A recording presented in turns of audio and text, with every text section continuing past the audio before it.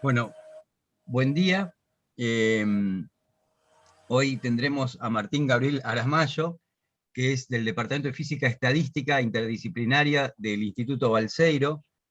Martín estudió en la Universidad Nacional de Salta, luego hizo la licenciatura en Física en el Instituto Balseiro, y ahora está haciendo la maestría en dicho instituto, haciendo simulación y análisis de datos demográficos en el Instituto Balseiro. Bueno, mil gracias Martín por venir y por preparar esta charla para, bueno, mostrarle a los chicos cuál es un posible camino de estudio y una de las, no sé, tan diversas ramas de investigación en la que se puede meter la física. Andrés, gracias por el espacio y ya comparto la pantalla si te parece bien.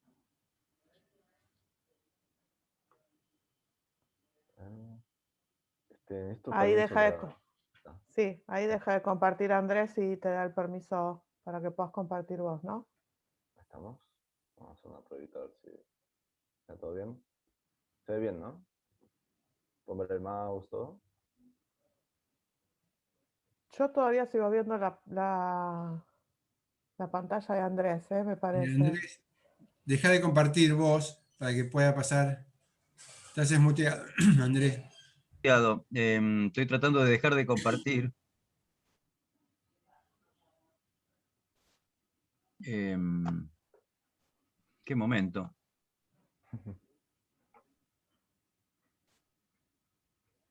A ver si cierro acá. Ahí está, ahora sí. Perfecto. ¿Ahora ¿Está? lo ven todos? Sí, ¿Se ve la diapositiva? ¿Sale el mouse? sí, Sí, sí, sí. perfecto, perfecto. Bueno, perfecto.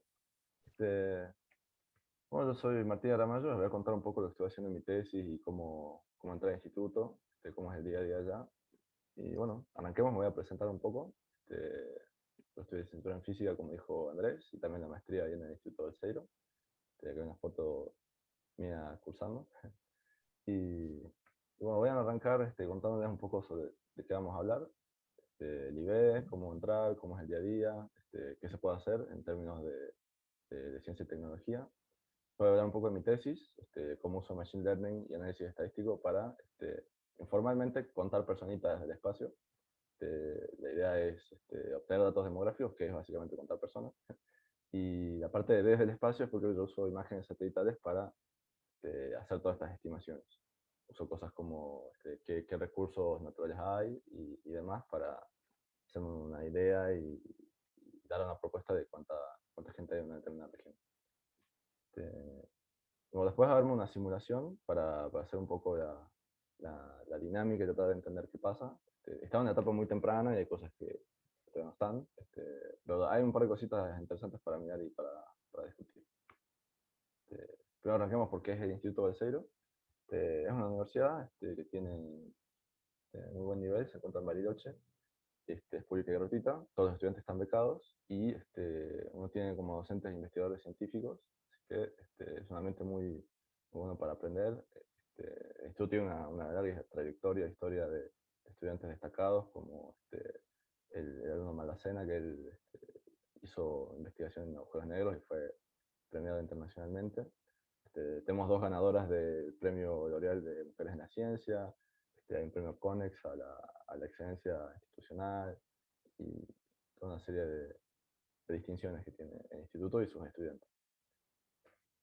¿Qué se puede estudiar en el instituto? Que pueden tomar como carrera son todas estas. Pueden de grado hacer física, ingeniería nuclear, ingeniería mecánica, ingeniería en telecomunicaciones. Y después tienen los posgrados, donde tienen por un lado las maestrías en física e ingeniería, tienen una carrera para especializarse en aplicaciones tecnológicas de la energía nuclear, y por otro lado están los doctorados en ingeniería y en física. Para todos estos, para las maestrías y para la carrera de grado, para ingresar uno tiene que aprobar un examen de ingreso y pasar una entrevista. Y con eso van eligiendo los candidatos. ¿Qué caracteriza el instituto? Son los laboratorios de punta, después todos los estudiantes tienen acceso, y de hecho varios van a tener la oportunidad de trabajar en laboratorios de primer nivel con expertos. Yo en su momento, por ejemplo, estuve en el laboratorio de materiales y pude usar desde difractómetros hasta equipo de detección de rayos X, micrófonos de alta precisión, y la verdad que equipo muy bueno, una buena oportunidad. Otra característica que tiene el instituto es que los estudiantes reciben una beca para dedicarse exclusivamente a estudiar, con lo cual se pueden alojar dentro del instituto, tienen suficiente para comida, apuntes y gastos personales. Cuando no eran tiempos de pandemia, yo estaba por allá, la beca alcanzaba bastante bien para vivir. Uno vive dentro de los pabellones, con el alquiler es del 2% de la beca. Uno comparte habitación con otro estudiante, pero eso es totalmente positivo porque uno puede colaborar. Es uno que entra en el mismo año, así que no, hay toda una camaradería y una cosa muy agradable. Y alcanza para darse unos gustitos, ir a comer cada tanto a tomarse una cerveza, así que está bastante bien. Yo estoy en la hermosa ciudad de Bariloche, unas vistas impresionantes. Si están un poco cansados de una larga jornada de estudio y de trabajo, se pueden ir a pasear a los lagos, hay una naturaleza maravillosa y se come muy bien, hay lugares de comida muy buenos. El chocolate y el helado son muy ricos. Y bueno, otra característica del instituto es que hay muchos egresados de IBEC que fundaron empresas de base tecnológica. Les mostré 3 ejemplos de los que más estoy familiarizado, pero sé que hay muchos más. Está INVAP, que es una empresa que se dedica a todo lo que es investigación aplicada, que tiene desarrollo de tecnología nuclear y espacial.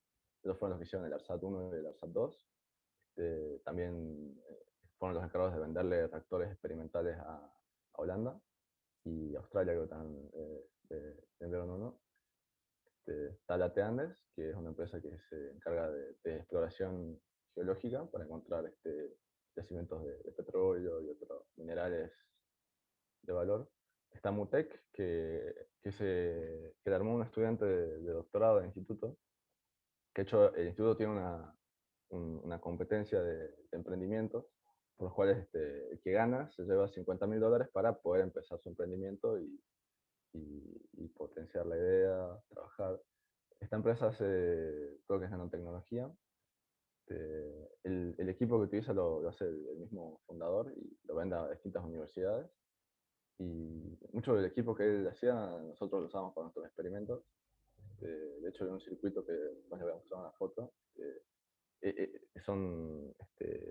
unos filamentos así en orden de micrones. Muy interesante lo fino del trabajo que hace, que es bastante piola. Bueno, si a ustedes les interesa dedicarse a la investigación, en el instituto tienen todos estos departamentos para meterse, con todas estas posibilidades. Tienen el área de investigación de física nuclear y de fusión nuclear y física de plasmas. En esta zona trabajan mucho con modelados de plasmas, que básicamente suponen fluidos con carga, así que las ecuaciones son complicadas, pero colaboran con instituciones internacionales como el ITER. El ITER es esta planta de fusión nuclear que está en Europa, donde participan países de todo el mundo, países de la Unión Europea, Estados Unidos, Japón, creo que Rusia también forma parte. Y bueno, nosotros tenemos un convenio de colaboración con ellos y hay estudiantes que van allá a hacer sus doctorados y hay como se comparte conocimiento y mucha transferencia. Está el grupo de teoría de partículas y campos, donde viene el joven Maldacena.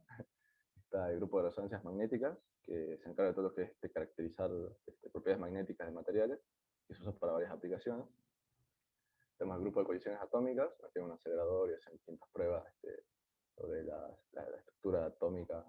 Y después tenemos el grupo de propiedades ópticas. Tiene un equipo impresionante de láseres, lentes, tiene una mesa de alineación muy interesante, hacen experimentos que van a la naturaleza fundamental de la luz, hacen análisis cuánticos, son cosas muy piolas. Está el grupo de bajas temperaturas, que es un grupo histórico del IBE. Los tipos trabajan con mucho nitrógeno líquido, helio líquido, sobre todo trabajan en superconductividad, que es un fenómeno que aparece cuando uno enfría un determinado material con determinadas características y permite que uno al pasar corriente por este material no se pierda energía en calor. Esto es algo que no pasa con ningún otro material si uno pasa la energía eléctrica por una línea de transmisión para que llegue de una planta a la casa. Mucha energía se pierde en el proceso y bueno, si los superconductores realmente se pueden hacer a temperatura ambiente y a escala industrial, ahorrarían muchísimos costos de transporte de energía eléctrica y sería una cosa totalmente revolucionaria, así que es importante investigarlo. Mi grupo de investigación estoy yo, física estadística, y se utilizan modelos de la física, se los aplica a otro tipo de sistemas.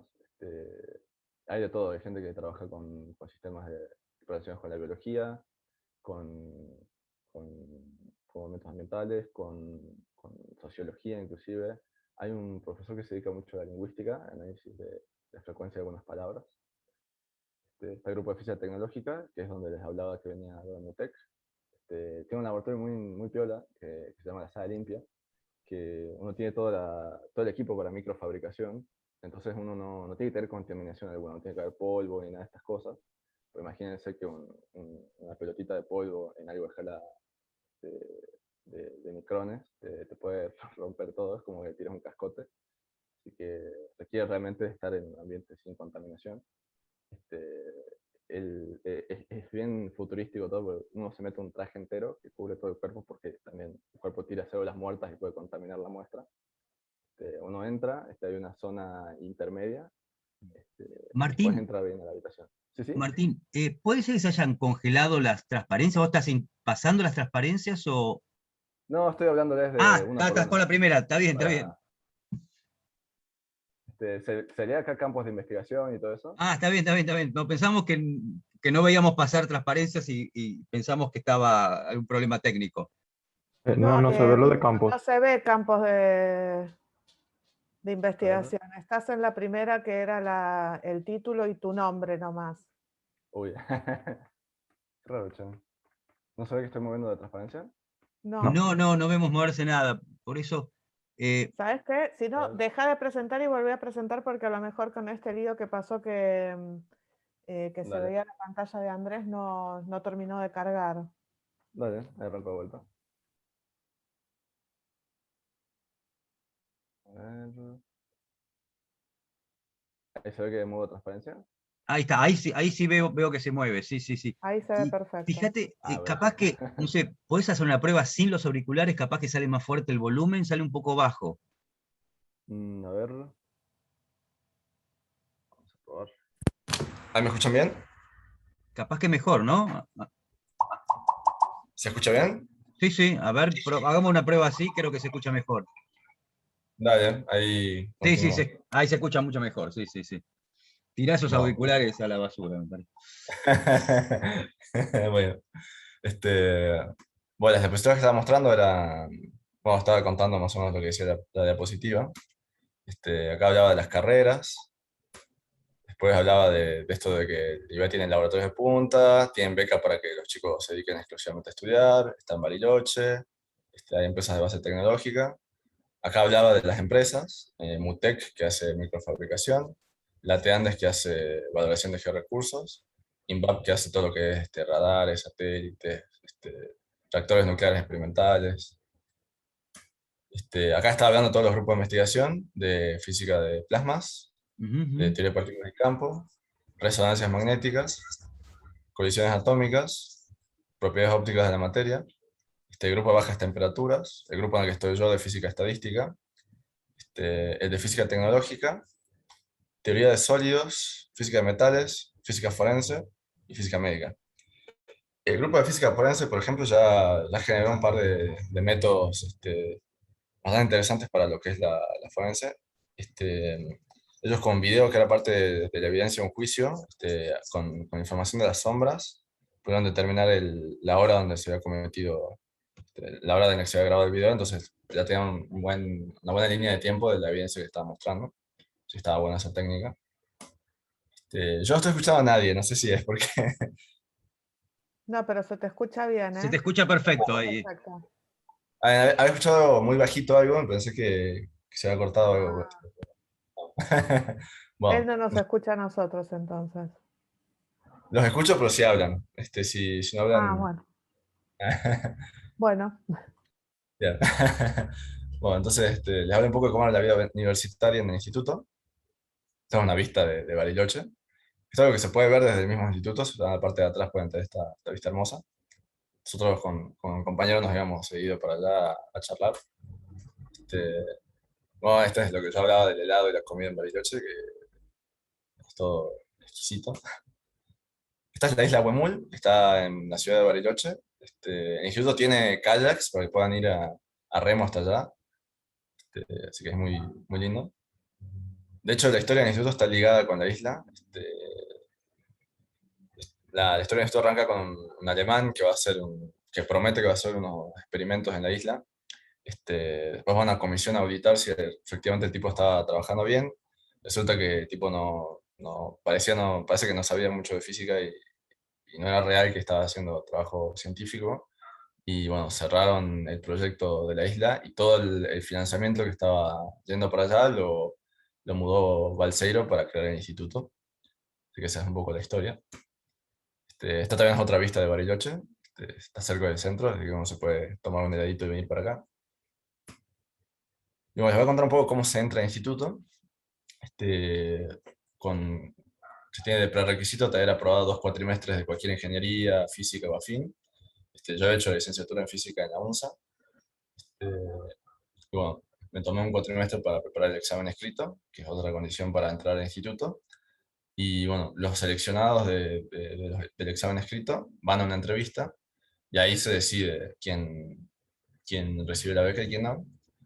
La entrevista es presencial, uno va por lo menos en mi época lo era. Es una mesa larga donde hay varios investigadores del instituto, uno se sienta y le empiezan a hacer preguntas. Algunas personales para ver si es un buen match ir al instituto, si uno se va a poder adaptar al ritmo. Y también hacen preguntas del examen para saber un poco más, tener una idea más clara del nivel del estudiante. Y bueno, cuando se decide quién queda. Algo interesante, los estudiantes están becados, entonces todo el tiempo reciben una plata todos los meses y eso hay que justificarlo con un rendimiento que requiere el instituto. Y hay una serie de condiciones sobre el promedio y las materias que uno puede desaprobar. Por ejemplo, si uno desaprueba materias, se pasa a un segundo examen, que se vuelve a rendir, y si ese examen se desaprueba, se puede perder la beca. Esto no necesariamente es así, se puede apelar y según la historia académica del estudiante, digamos, el comité del instituto lo evalúa, se fija si justifica darle una oportunidad más. Y bueno, pasado un año, el estudiante vuelve a rendir y se aprueba, recupera la beca y puede continuar la carrera normalmente. Esto implica que, bueno, uno cada cuatrimestre tiene que rendir todas las materias de ese cuatrimestre, al final del cuatrimestre uno rinde todos los finales. Así que uno necesariamente tiene que estar al día con la carrera, lo cual es posible, digamos, no hacen otra cosa que estudiar ahí, así que están todo el día metidos en eso. No hay que preocuparse por la condición esta de los promedios y desaprobar, porque tienen todo el cuatrimestre para aprender, hay muchísimos profesores para consultar en todas las materias. Había circunstancias, por ejemplo, que había más profesores que chicos en el aula, porque a veces chicos se quedaban un poco más tarde después de clase, y los profesores se quedaban y tienen para consultar con todos. Si el promedio empieza a bajar, les asignan un tutor que los apoya para que mejoren su rendimiento. Yo en su momento había solicitado uno, les dejan elegir inclusive quién es su tutor, yo elegí un chico de doctorado, pero pueden elegir un profesor de alguna materia para que los apoye, que ustedes consideren que les pueda ayudar. Tienen todas las comodidades para estudiar, hay espacios, hay aulas por todos lados. Si no les gustan las aulas donde dan clases, hay grupos de investigación que tienen como sus pequeñas salas de conferencia con pizarras y pueden ir ahí a estudiar. Y bueno, pueden ir en el grupo, no hay problema. Tienen la biblioteca también, donde está todo lo que necesitan para que puedan estudiar. En la biblioteca inclusive hay una pava para servirse mates, así que hay de todo. El predio del instituto es bastante grande, así que también pueden por ahí descansar, caminar, pueden ir a los laboratorios, a charlar con alguien, que es un ambiente muy, muy bueno para trabajar, se aprende muchísimo. Hay mucha gente muy especialista en sus campos, así que tienen la oportunidad de hablar con expertos en el tema para cualquier materia que estén estudiando. Así que es muy, muy bueno. Pero bueno, yo ahora les voy a cambiar de tema, voy a hablar un poco de mi tesis, de que estuve haciendo para la tesis de licenciatura y ahora estoy siguiendo con la maestría. Voy a hablar un poco de demografía o el arte de contar personitas. Vamos a hablar un poco de censos.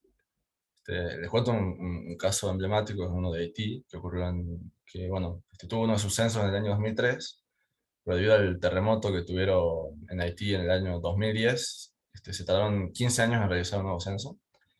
Lo que se suele recomendar de la ONU es hacer un censo cada 10 años, cosa que uno pueda hacer una proyección relativamente confiable y no tenga un margen de error tan grande. Esto de 10 años puede cambiar si hay una ola migratoria muy grande o si hay un desastre natural en el que muere mucha gente, o una guerra, un evento de ese estilo que cambie mucho los números.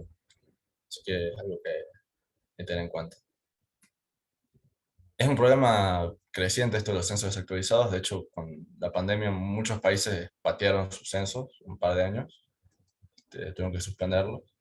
Pero la logística de un censo es bastante complicada y requiere mucho contacto entre personas. Así que era todo un riesgo para generar más contagios. Para hacer una idea de los costos, este es un caso un poco extremo porque India es el segundo país más poblado del planeta, pero para que vean el nivel de complejidad de costo que puede llegar a tener esto, en India, por ejemplo, en el censo de 2011, tuvo un costo de 446 millones de dólares, que fueron unos 0,4 dólares por persona. Así que era todo un proceso. Se tardó 2 años en obtener los resultados finales, pues es un territorio extenso con una geología complicada. Así que los censos son operaciones que son complejas. Pero bueno, una de las razones para hacer censos mediante métodos alternativos, que es lo que yo voy a proponer, obviamente lo que yo voy a proponer y ninguna técnica de estimación reemplaza un censo de verdad, pero es bueno para tener el orden de magnitud y saber por dónde uno anda. Bueno, uno puede tener datos oficiales desactualizados, como el caso de Haití, que el costo sea demasiado alto y el país no se lo pueda permitir. Hay algunos países de África que tienen este problema, que los datos oficiales son poco confiables. Ha pasado que hubo antecedentes de países que aparentemente modificaron algunos números para favorecerse en algunas métricas. Hubo un caso de un país donde hubo un terremoto y los números oficiales de muertos que ofrecía el país eran mucho mayores a uno que había hecho un inspector independiente. Así que esa diferencia tan grande genera mucha desconfianza. Bueno, también puede ser que la región de interés sea peligrosa, puede ser una zona de conflicto o una zona de alto riesgo de enfermedades infecciosas y demás. Pero bueno, ¿por qué a uno le interesaría tomar un censo? Una pregunta que uno se podría hacer. Las aplicaciones de los datos de los censos son planificar y distribuir los presupuestos dentro de un país, planificar campañas de vacunación y otras misiones humanitarias, calcular métricas per cápita para todo el análisis económico de un país y compararlo con otros países de la región, para hacer proyecciones de la población. Algo que no puse, que también es bastante importante, que muchas empresas privadas usan los datos de censos para hacer estimaciones de mercado, para saber si, si un grupo demográfico va a crecer o se va a achicar, y en función de eso, alocar bien las inversiones. Bien, yo estoy trabajando en la región de Chad, en la República de Chad. Es un país de África Central. Tiene una historia bastante complicada. Tuvieron en 2008 el final de una guerra civil, así que es una zona que fue afectada fuertemente por esto. Tiene una infraestructura un poco afectada por todo esto de la guerra civil, así que el tema de censos es todo un desafío. Llevar los camiones con las boletas y la gente para hacer los censos no es tan simple. Y el país es bastante extenso, así que es muy complicado contar a todas las personas. De hecho, ellos tienen el censo bastante desactualizado también. Y bueno, desde UNICEF se tiene esa demanda de tener datos relativamente confiables de cuánta gente hay para mandar campañas de vacunación para tratar de erradicar la polio, que es uno de los problemas que hay en África todavía. En países desarrollados la polio se pudo eliminar, pero en África todavía hay desafíos, en otros países en vías de desarrollo. Voy a hablar un poco ahora del marco teórico y cómo es el método para contar personitas. Básicamente uno hizo una técnica bottom-up, que en la literatura consiste en estos 3 pasos. Uno arranca con un microcenso, que no es otra cosa más que un censo hecho con un grupo reducido de gente. Uno elige, bueno, estas viviendas se ven representativas de la región, y bueno, las toma y es un microcenso de esas viviendas. Esto es mucho más barato que hacer un censo completo y da una buena idea de cómo es el perfil de la zona. Y bueno, combinando con datos satelitales, uno puede hacer una estimación de cuánta gente hay en las viviendas que no están censadas. Entonces, con todo esto, uno puede obtener la información demográfica, uno tiene las subpoblaciones. No es otra cosa más que, por ejemplo, cuánta gente entre determinado rango de edad hay, de determinado género y demás. Son los grupitos de edad y género. Y bueno, tratarse de hacer una idea de dónde anda la gente. Pero hay un problema. Cuando se hicieron los censos en Chad, se encontraron que muchísimas casas estaban deshabitadas. Y esto es todo un tema porque uno supone que en la técnica bottom-up uno supone que todas las casas están habitadas y después cuando uno hace una pequeña estimación estadística uno supone que cada casa tiene una determinada cantidad de personas. El problema es si las casas están deshabitadas, uno va a empezar a contar gente de más. Uno va a agarrar una casa y va a decir, ah, bueno, acá hay 5 personas, y en realidad no hay ninguna. Entonces esto me puede afectar muy fuerte el número, y puede ser que sea mucho más grande que el valor real. Así que hay que tratar de sacarse las casas que están deshabitadas de encima. En mi tesis yo lo traté de resolver con un algoritmo de Machine Learning, tratar de las viviendas habitadas y no habitadas, distinguirlas, hacer un test de vivienda habitada y no habitada, y filtrar las que no estén habitadas, descartarlas. Para eso uso los datos satelitales, las coordenadas espaciales. Me fijo, por ejemplo, en cómo están los recursos naturales ahí, si hay buena vegetación, cómo está el agua, porque uno considera que donde hay recursos va a haber más gente. Y bueno, con eso uno tiene una estimación de cuáles son las casas que están habitadas. Y a eso uno le aplica un modelo estadístico, que yo llamo modelo 1. Esta es la parte que distingue entre vivienda habitada y no habitada. Bueno, el modelo 1 hace toda la cuenta estadística y me estima cuánta gente hay al final. Así que la diferencia entre lo que se hace en la literatura y lo que termino haciendo yo es este pasito, donde yo me quito las casas deshabitadas de encima para no contar gente de más. Pero bueno, como les dije, el modelo 0, que es lo que me distingue casa habitada y no habitada, el test de casa habitada, es un clasificador binario, que son las múltiples eh, aplicaciones de algoritmos de aprendizaje automático de Machine Learning. Y bueno, les voy a contar un poco de la estadística para hacer una idea de cómo uno sabe que un clasificador binario es bueno, cómo sabe que es malo, que hace malas predicciones y demás. Les voy a primero definir un poco qué es un falso negativo y un falso positivo, y voy a hacer un pequeño pasaje por esta tabla. Para arrancar vamos a suponer que tenemos una persona que está enferma y el médico le hace un test para saber si esa persona está enferma. El test va a ser un clasificador binario que va a distinguir entre enfermos y sanos. Y bueno, entonces uno tiene estas dos posibilidades para lo que ocurre con el paciente en la realidad, que le dé positivo a la enfermedad y que esté enfermo, que le dé negativo y esté sano. Y dos posibilidades para lo que predice el médico con su test, que prediga que la persona está sana, o sea que el test de enfermedad le dé negativo, que prediga que esté enferma y el test de la enfermedad le dé positivo. Entonces uno tiene dos posibles errores. Tiene los falsos negativos, donde en la realidad la persona está enferma, o sea que es un positivo, pero el test da negativo, hay un error de falso negativo. Y en el caso del error de falso positivo, uno tiene que la persona no está enferma, que está saludable, y el test le dice lo contrario, que está enferma, que es un positivo. Esos son los dos tipos de errores que uno puede tener en un clasificador binario. Ahora vamos a mostrar, depende de cómo uno construye el test, uno puede tener más falsos negativos o más falsos positivos. Lo ideal sería no tener ninguno, pero bueno, tener un clasificador binario que a todas las muestras que las clasifique bien requiere que el clasificador tenga un conocimiento total del problema y no siempre eso se puede hacer. Acá les cuento un poco de cómo funcionaría típicamente estos algoritmos para clasificar. Lo que hace el algoritmo es a cada muestra darle un puntaje según si considera que es un positivo o un negativo. Puntajes altos sería que predice que es un positivo, y puntajes bajos un negativo. A partir de cuándo el puntaje es positivo o negativo lo decide el umbral, que bueno, uno lo coloca donde más le convenga, donde pueda minimizar el error, o en función si uno quiere más falsos positivos que falsos negativos o viceversa. Entonces, bueno, uno puede, por ejemplo, poner un umbral acá, y todo esto los predice correctamente, pero empieza a tener un par de errores acá, por ejemplo, que se le escapaban un par de negativos que le quedaron por encima del umbral, y cuando lo predigo, voy a decir que son positivos, y eso no es correcto. Así que esto es lo que uno predice. Ya están las muestras colocadas con su puntaje. Vamos a mostrar ahora qué pasa para un umbral bajo. Para un umbral bajo, uno puede tener, es más probable que uno tenga errores tipo 1, porque uno es muy exigente con lo que es un negativo. Entonces, el puntaje tiene que estar en esta región relativamente chica para que sea negativo.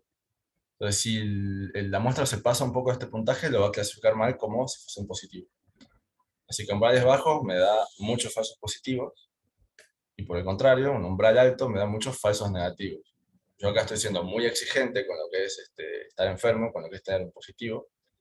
Entonces, si el puntaje es un poco más bajo, me estoy equivocando.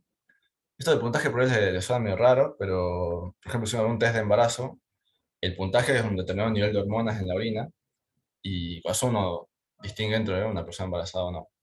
Así que es algo que de hecho ocurre en varios test de enfermedades, en test clínicos y demás.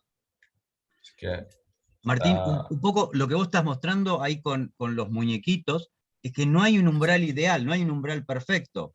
Por más que lo pongas en el medio, siempre vas a tener falsos de un lado y del otro.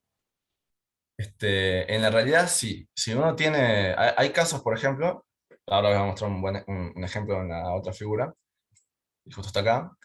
Acá tenemos varios clasificadores con sus puntajes y sus umbrales.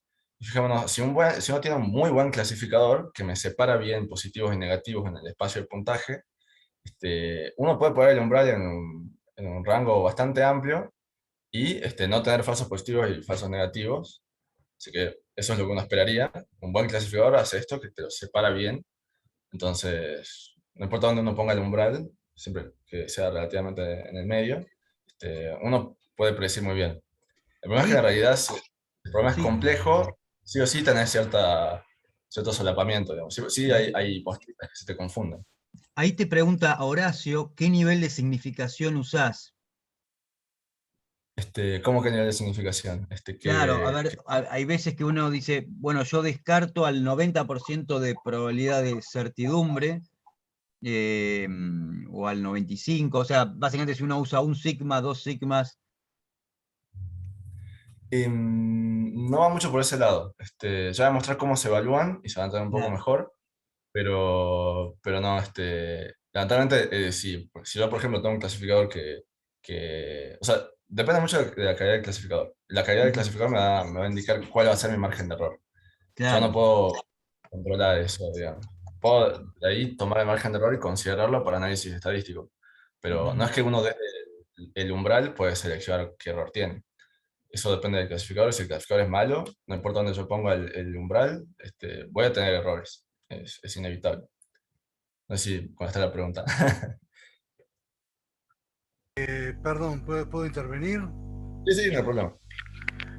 Cuando vos trabajás en estadística o cuando un estimador tiene lo que se llama un intervalo de confianza y Eso después sí. tiene lo que se llama un nivel de significación, que es descartar los llamados falsos positivos. Eso es lo que tampoco te estoy preguntando. Por ejemplo, en biología, un nivel de significación se toma del 5%. En cambio, en colisiones, el nivel de significación, el intervalo de confianza que se toma es del orden, se lo mide en sigmas, porque el nivel de significación es del orden 10 a la menos 6. Claro. Eso esa es la pregunta que yo te hice. Bien.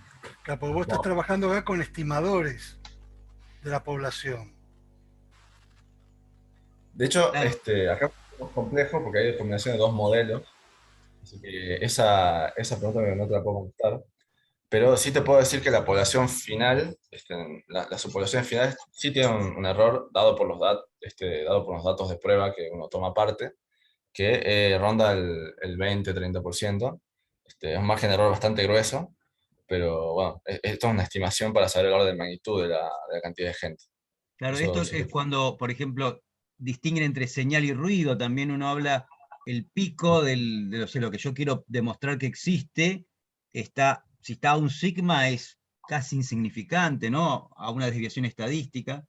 Si está a 2, es más, bueno, se considera descubrimiento, una prueba, es cuando está a 7 sigmas, ¿no? A 7 desviaciones estándar del fondo. Totalmente. Esto que vos mostrás es muy parecido cuando uno tiene que subir el umbral de qué señales pasan a la detección y qué señales las queremos descartar, y uno sube el umbral y dice, bueno, quiero matar el ruido, pero no quiero matar la señal, entonces regulo el umbral, lo decimos exactamente así, el umbral, uno lo sube con un aparato electrónico, un módulo electrónico, y dice, estas señales las mato, y aquellas señales las dejo pasar. Y Sí. bueno, a veces que una señal es muy ruidosa y pasa lo que pasa arriba, en la fila de arriba, en la fila A, donde dice, bueno, mataré señales verdaderas, mala suerte, y se me colará algo de ruido. Y Sí. cuando la situación experimental es la C, hay una ventana muy amplia en donde uno puede dejar el umbral en cualquier lado y prácticamente no se mezcla ruido con señal. Totalmente. Exactamente, es muy, muy análogo. Sí, sí. Va por ese lado. Bueno, para ir continuando, les voy a mostrar dos métricas que se usan para evaluar los clasificadores. Está Precision y Recall. Precision esto es una métrica sobre los que yo he predicho correctamente, que son los true positive, los positivos predichos correctamente. En Precision uno se fija en los que yo predije correctamente de todos los positivos que yo predije. Y en Recall yo me fijo en los que predije correctamente respecto a todos los positivos totales que hay en el set de datos. Con esto me puedo fijar, por ejemplo, que también predigo un positivo. Esto se usa para hacer unas curvas PRC que me permiten evaluar clasificadores y compararlos visualmente para distintos umbrales. Porque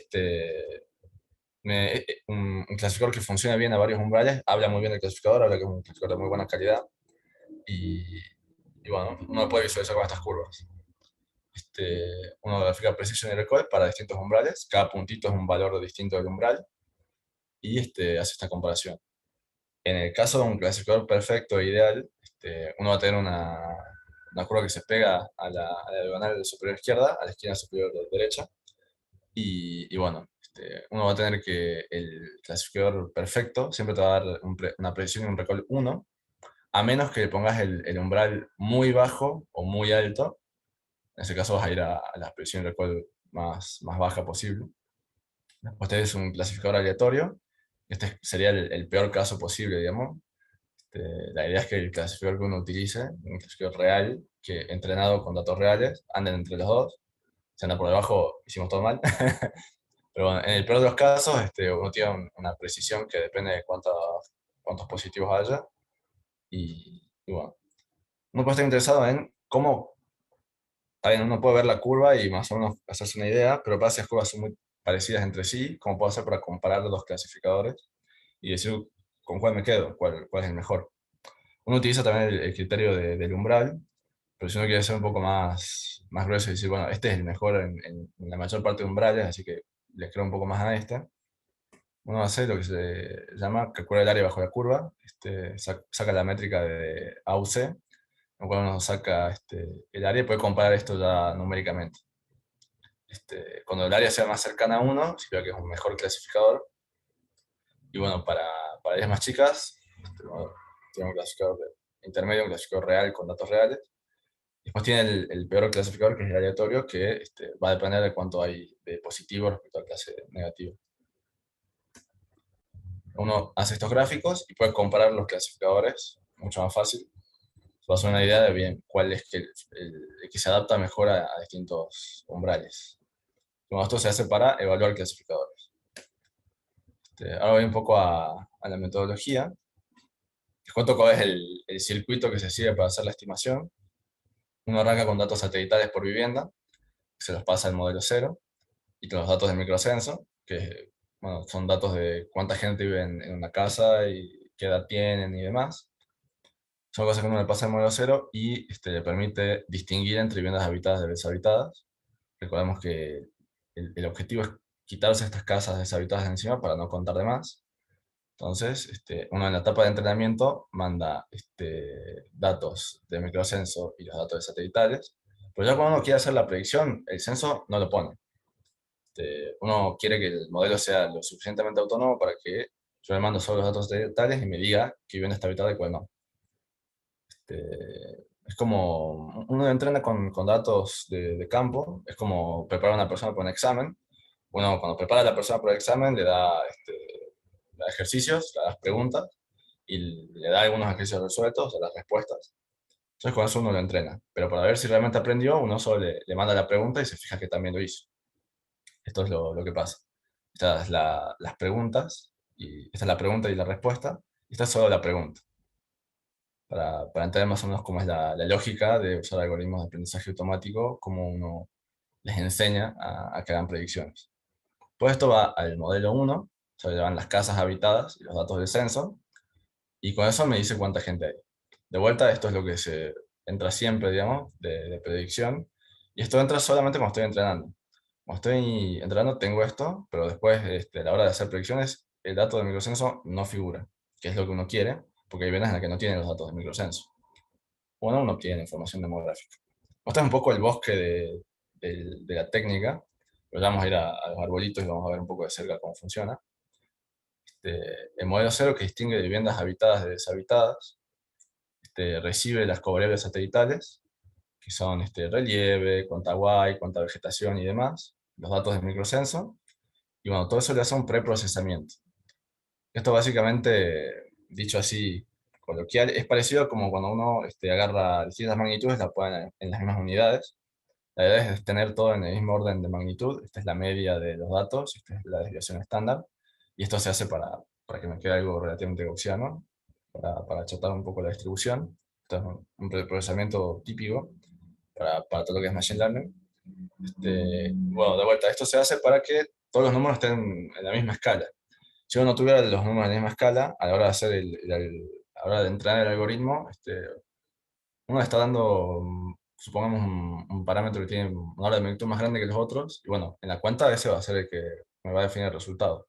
No es lo que yo quiero. Yo quiero que todos los datos entren en igualdad de condiciones y sea el modelo el que me diga cuáles son los atributos o los índices del vector que funcionan mejor para predecir. Entonces uno hace esta etapa de preprocesado, y uno entrena el clasificador binario con los datos. Y después hace una predicción. De vuelta, cuando uno entrena están estas dos cosas, pero cuando uno predice solamente está este circuito de acá. Entra lo satelital y salen las viviendas habitadas. Muy bien. Yo les hablé de covariables satelitales, pero nunca les dije cuáles eran. Acá las voy a mencionar. Les voy a mostrar un par de gráficos de cómo es que uno ve los datos satelitales. Uno tiene por un lado el índice de vegetación, que me da una idea de qué tan fértil es la zona, si hay muchos cultivos y demás. El índice de agua, que me dice cómo son las reservas acuíferas. Un índice de temporada, que depende de una combinación de estas dos. Un índice de luminosidad nocturna. La elevación, o sea, dónde está la vivienda a nivel del mar, la altura. La pendiente, que se refiere a cómo está inclinada la vivienda respecto al horizonte. La distancia a mercados de la vivienda y la distancia a caminos de la vivienda. Cada vivienda tiene qué tan lejos está de un mercado.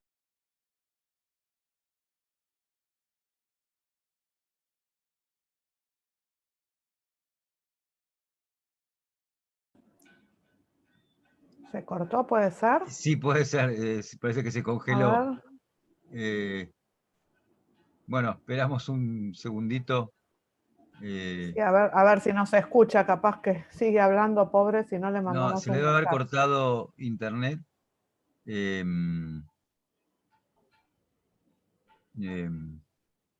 Bueno, esperemos que se recupere, si no, a ver, yo le voy a mandar un WhatsApp.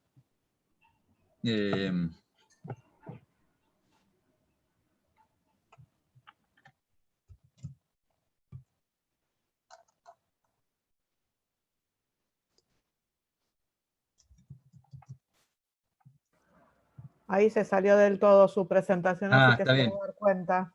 Yo ya tengo la presentación, pero bueno, tenemos que él lo cuente. Sí.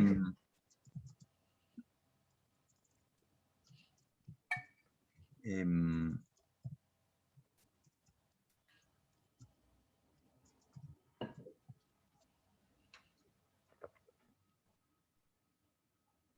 em, bueno, esperemos que el teléfono no lo tenga con el mismo Wi-Fi porque estaremos incomunicados. Ahora lo voy a llamar directamente.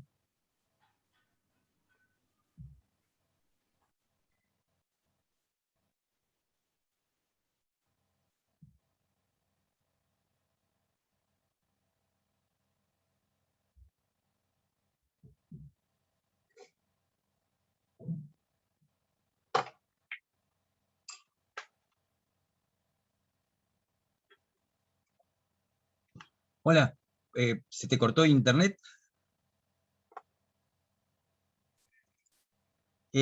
¿Podés darte, podés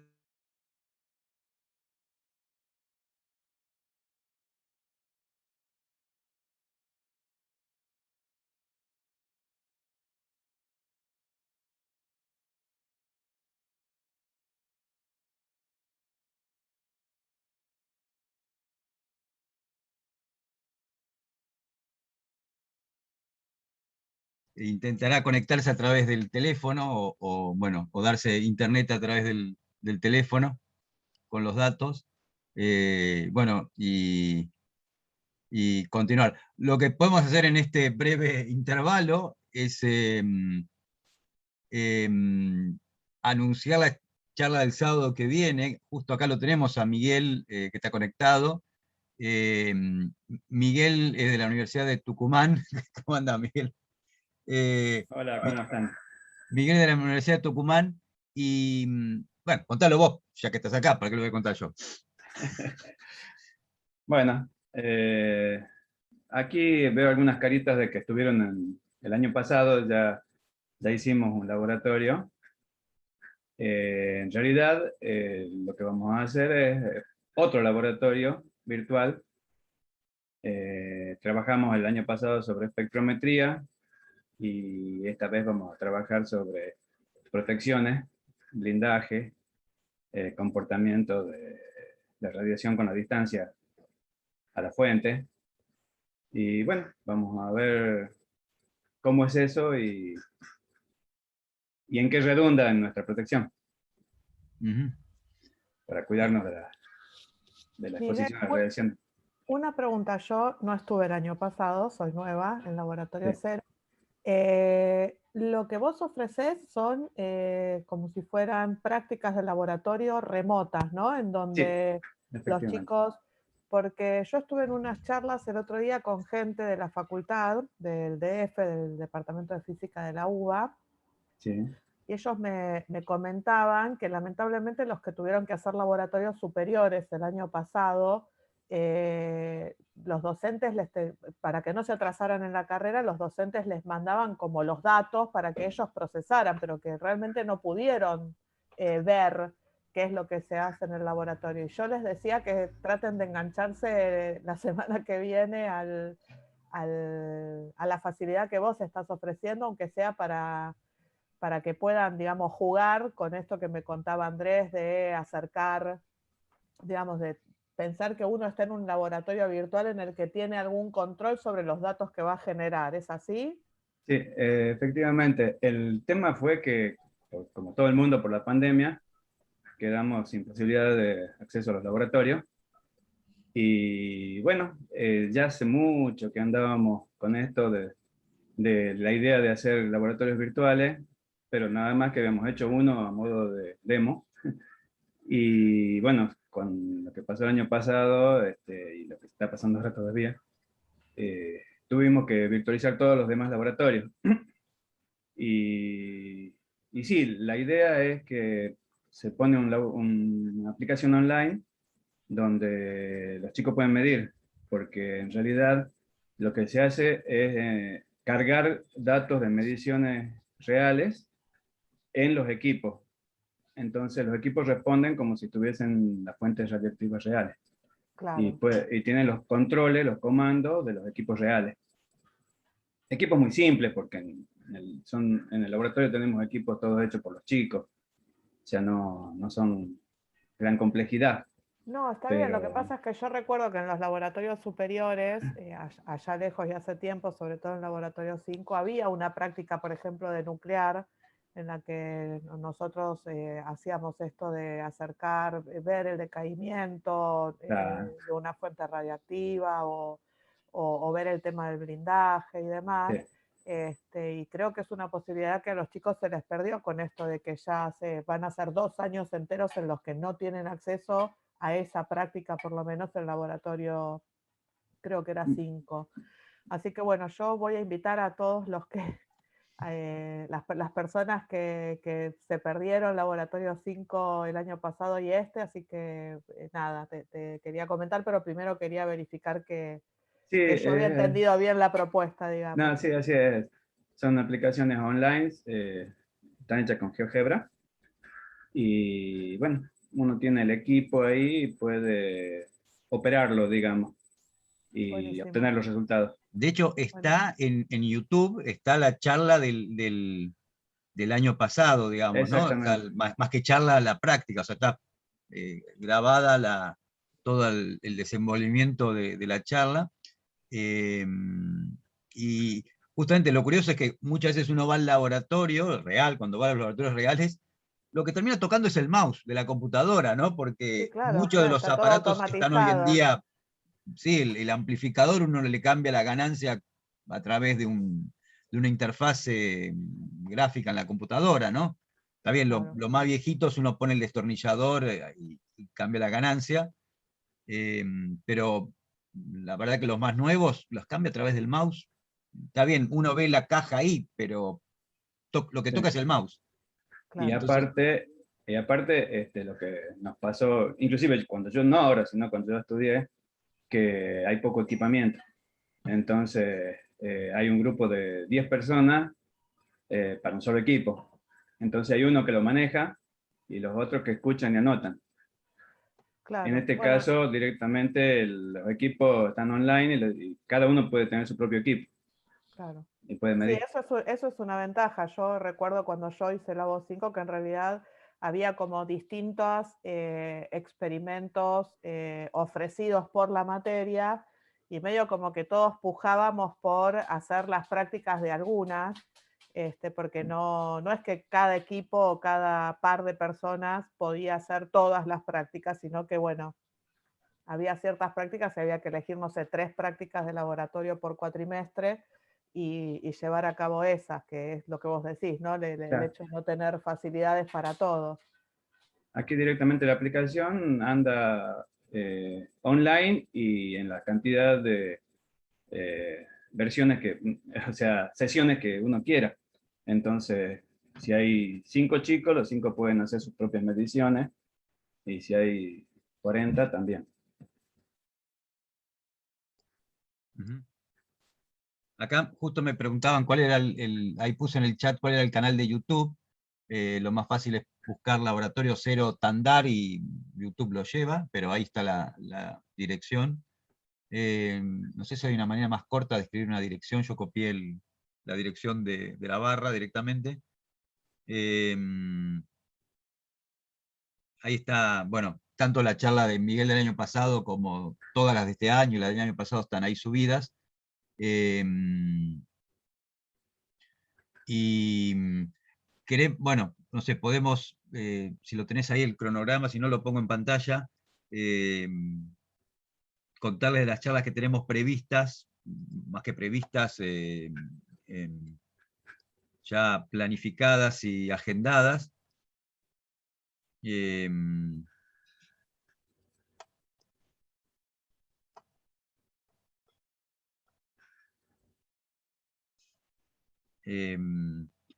Bueno, el 14 va a ser la de Miguel, la del 21 de agosto. Voy a ver si lo puedo compartir en la pantalla. Está compartido. Está compartido. Uy, mira qué Sí. maravilla. Lo pusiste vos, Solange. No, alguien lo puso, no sé quién, pero está en la pantalla. Buenísimo. Solange creo que está sin micrófono, está muteada. Bueno, el 21 lo vamos a tener al ingeniero Lucio Ponzoni, que nos va a hablar de aerogeneradores. y el 28, yo los llamo chicos, porque son más jóvenes que yo, pero son los cuando sé qué edad tienen, más jóvenes que yo sin duda, pero es un grupo que conforma el proyecto que se llama de antena de radar de apertura sintética, que se llama ARES, como el acrónimo, que son los que fabricaron la antena para el satélite SAOCOM, el que está en órbita, que esto se fabricó en CONEA.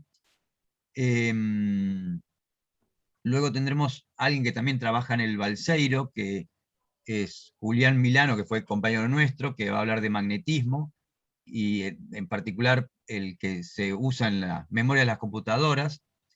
El 11 de septiembre hablará Claudio Berrastro. Claudio Berrastro fue el jefe de un equipo de electrónicos y físicos que fabricaron y pusieron en funcionamiento un aparato de emisión de positrones, o sea, tomografía de emisión de positrones, lo que se llama PET, diseñado y fabricado acá en Argentina, o sea, desde el último tornillo hasta toda la electrónica fue hecha acá. Y eso Perdón, ya Andrés, está... ya está Gabriel. Ah, ya está Gabriel, buenísimo. Sí. Gracias por avisar. Dejo de compartir entonces. Dale. Vamos, volvemos a pista después de salir de boxes. Y Dale. vamos. Ahí va. Ahí comparto la pantalla de vuelta. Dale, buenísimo. Ahí estamos. Bien, ¿ven bien como cambio de velocidad? Sí, no, Queda una sola fija. A ver. quedó fija modelo 0. A ver. Vamos a ajustar esto. Creo que lo entiendo bien. Ahí está. Ahí estamos. Ahí sí. Perfecto. Volvamos a donde estábamos. Queda acá, ¿no? Perfecto. Bueno, estaba contando cuáles eran las corrientes satelitales, la vegetación, el agua, un índice de temporada que es una combinación de estas dos, la luminosidad nocturna, la elevación de la vivienda, a qué altura del nivel del mar está, la inclinación de la vivienda respecto al horizonte, la distancia de mercados y la distancia de caminos. Acá les muestro un mapa de cómo es la luminosidad nocturna en una de las regiones en las que se hizo el censo. A ver si esto se ve como ruido. Sí, lamentablemente no... Perdón, Gabriel, creo que nos perdimos algunas diapositivas anteriores porque eso no recuerdo nada de lo que está. Yo me quedo acá. Acá esto estaba, ¿no? Esa. Ahí está.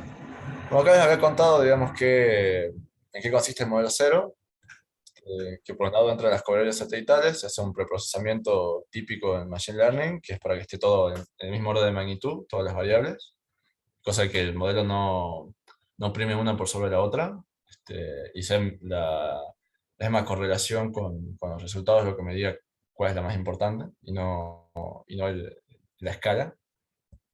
Bueno, entonces esto es lo que entra, y esto es lo que sale. El clasificador binario usa toda esta información y me clasifica la vivienda como habitado o no habitado.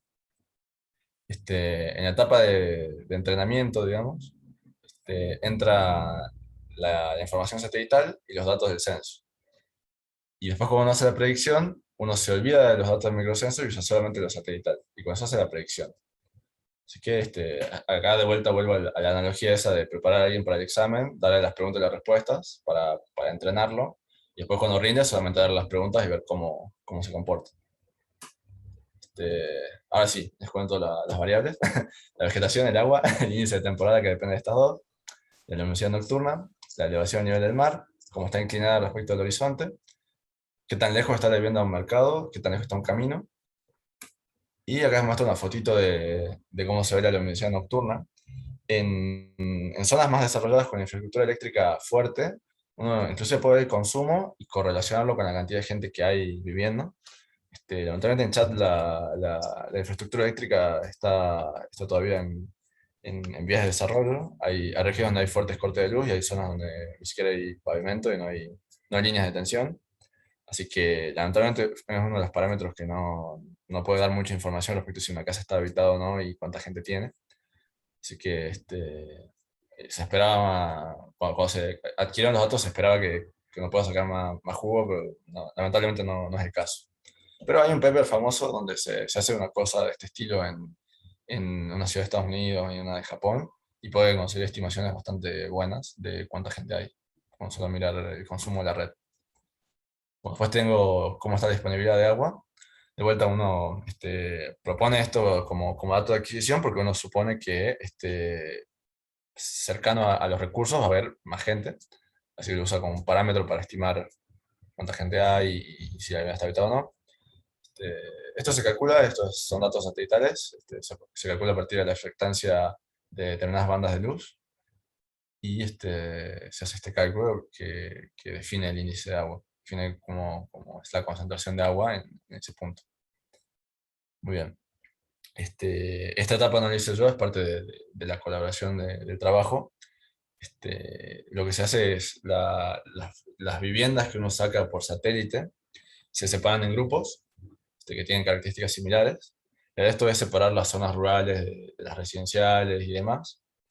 Entonces uno va viendo la geometría y los tamaños de las viviendas y va dando una categoría a cada uno. Se hace con técnica de clustering, que si quieren después podemos discutir un poco a qué se refiere el clustering.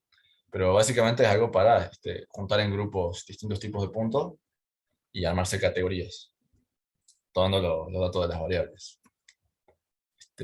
Ahora les cuento un poco del modelo 1, que me dice cuántas personas hay por vivienda. Acá ya entra la parte de la estimación.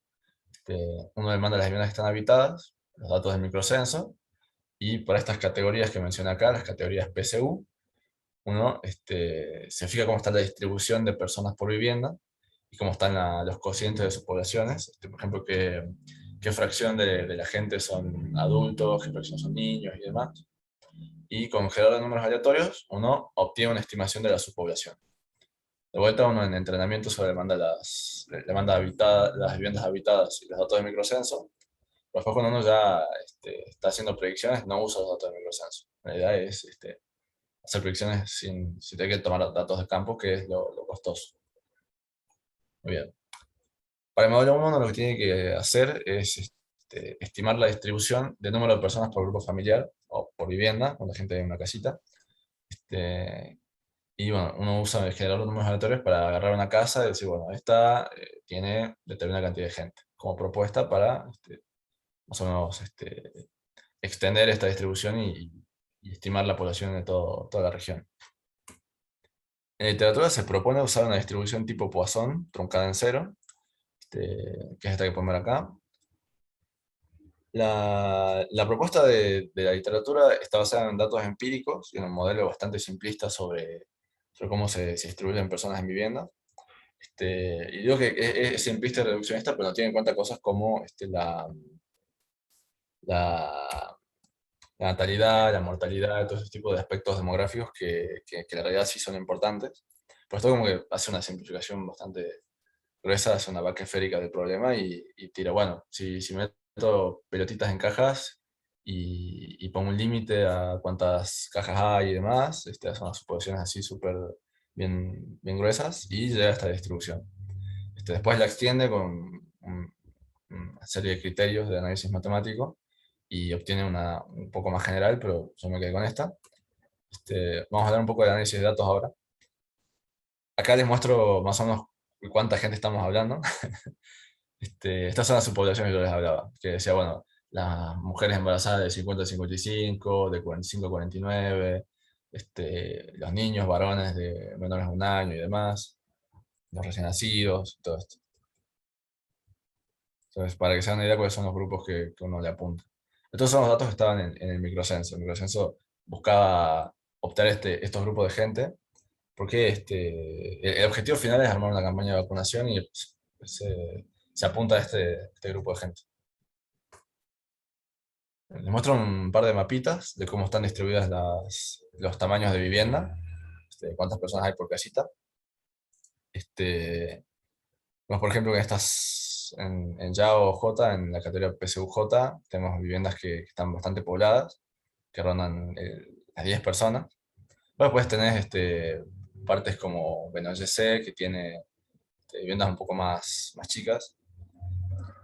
Ahí uno se puede hacer una idea de, bueno, cuáles son más densas que otras y demás. Otra cosa para visualizar, digamos, cómo es la complejidad del problema, digamos también otro mapita en longitud y latitud, en la esfera terrestre, de cuáles son las casas que están habitadas y las que están deshabitadas. Se pueden dar cuenta rápidamente que es bastante difícil separar si uno ve solamente dónde están bastante desperdigadas. Estos problemas son multidimensionales, en el sentido de que, como les dije, uno tiene en cuenta la vegetación, relieve, el agua, la luz y demás. Entonces, visualizarlo no es simple, lo que se termina haciendo es haciendo cortes de distintas pares de variables o tríos de variables para hacerse una idea más intuitiva de cómo viene la cosa. También se hacen histogramas, así que son cosas para entender un poco mejor intuitivamente el problema, verlo visualmente. Acá hemos otro corte en el espacio de distancia mercado y distancia camino. Ahí ven que cada categoría tiene sus características. Hay regiones en las que, por ejemplo, hay muchas casas cerca de los caminos y que muchas veces están habitadas, y una alejándose se empiezan a despoblar. Pero hay otros lugares donde pasa medio lo opuesto. Así que hay toda una diversidad de distribuciones de viviendas habitadas y no habitadas. El programa es complicado. Vamos a ver un poco de resultados. Les voy a mostrar voy a volver al PRC como para mostrarles cómo se evalúan los clasificadores. Acá tengo las curvas PRC de varios clasificadores donde entrené. Todos estos son algoritmos de aprendizaje automático. Y bueno, como pueden ver, es difícil así a simple vista decir, este es el mejor. Por eso se hace la métrica del área bajo la curva. Pero uno puede mirarlo y hacerse una idea de decir, bueno, que parece que se comporta bien en la mayoría de los umbrales, es este rosadito, o el naranjita, o el gris, parece que son los mejores.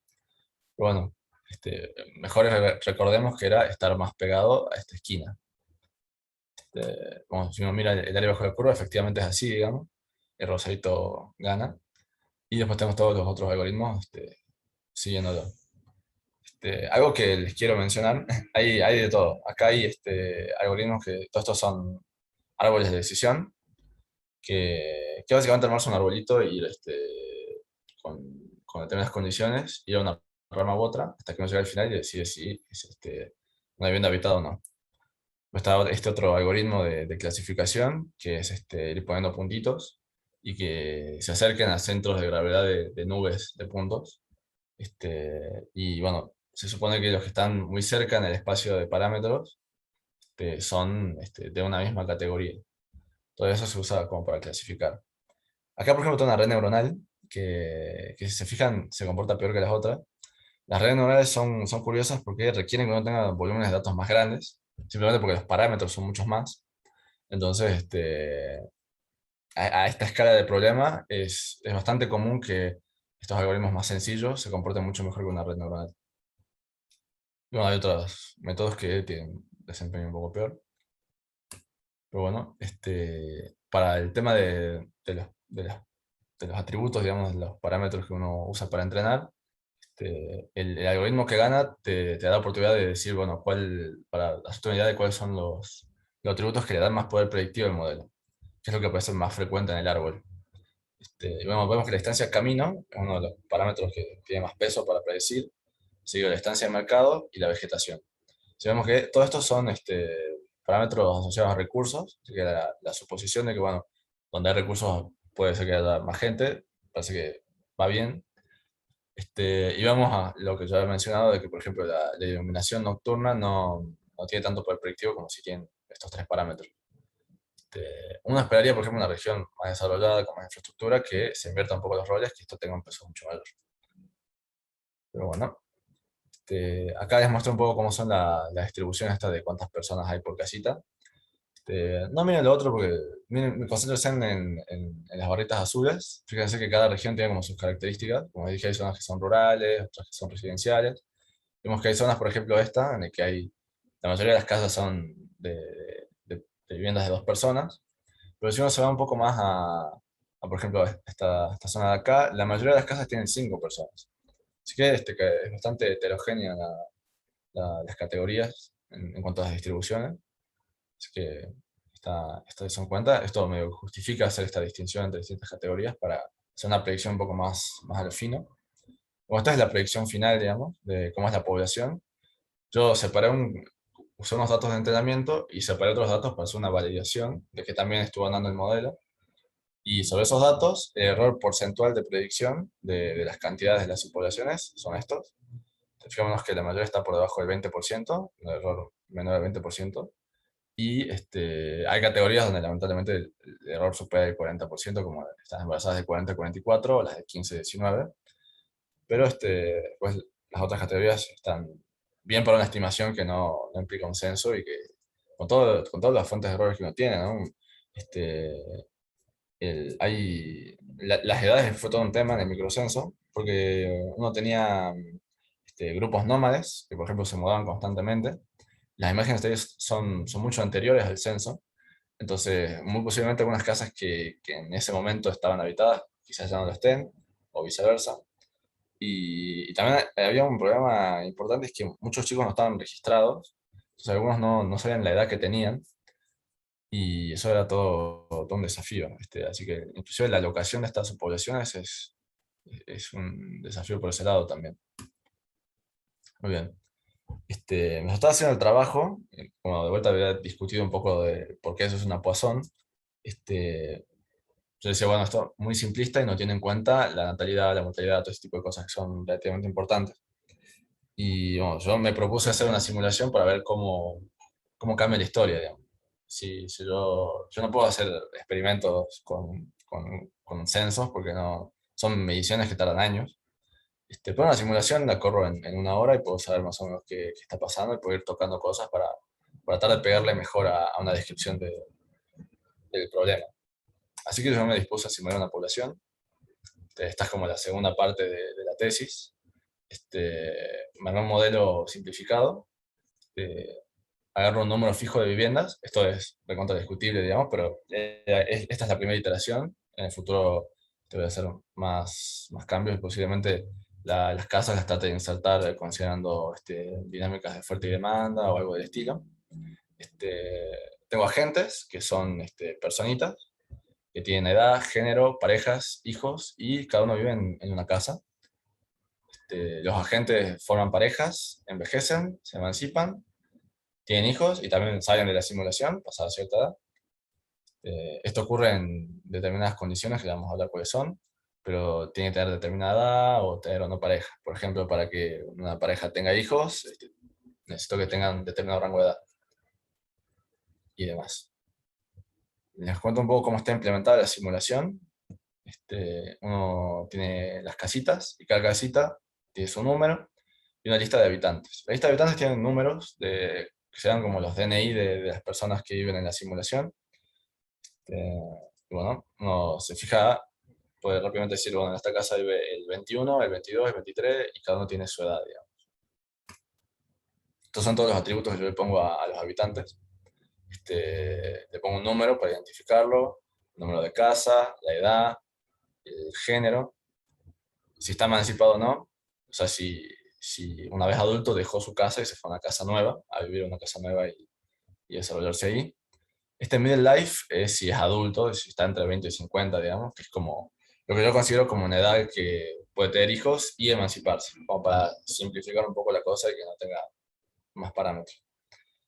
Todos estos son verdadero o falso, por eso puse verdadero, verdadero y verdadero. Si tiene pareja, verdadero. Y cuál es la pareja, en el número de DNI de la pareja. Y también me dice si la pareja es fértil. Mi condición de pareja fértil es que los dos sean adultos, digamos, y que tengan género opuesto. Pueden haber parejas que tengan el mismo género y demás, pero para que sea fértil tiene que ser pareja de género opuesto.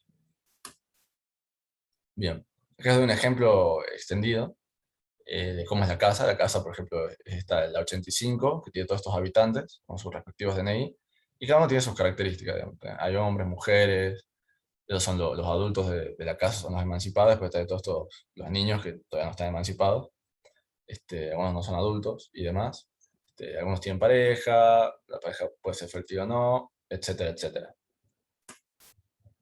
Muy bien, para hablar un poco de cómo es la dinámica de la simulación, yo tengo que para cada iteración, todo habitante es candidato para crecer y salir de la simulación, reproducirse, o sea, generar más habitantes, o emanciparse. dejar su casa e ir a una casa nueva que esté vacía.